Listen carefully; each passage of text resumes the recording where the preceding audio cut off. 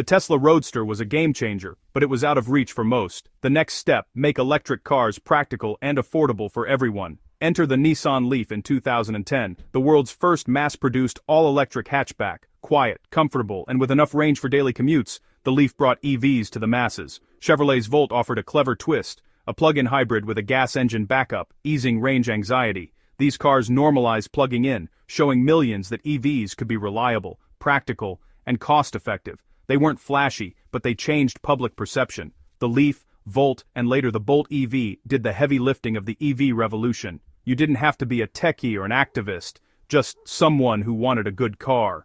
These were the workhorses that made electric cars mainstream. The revolution had moved from luxury garages to everyday driveways.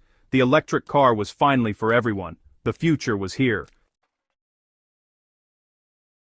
What made modern EVs succeed where earlier ones failed? 3 words: better, cheaper batteries. Lithium-ion technology, borrowed from laptops and phones, packed more power into lighter, smaller packages. Suddenly, 200-plus mile ranges were possible, and prices dropped as battery factories scaled up.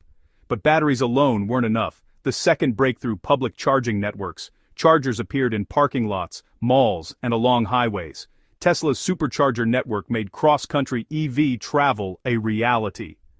Fast charging technology slashed charging times from hours to minutes. Range anxiety faded as charging became convenient and accessible.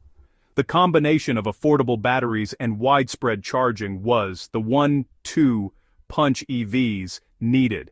Now electric cars could finally compete head-to-head with gasoline. The infrastructure was in place. The EV era had truly arrived.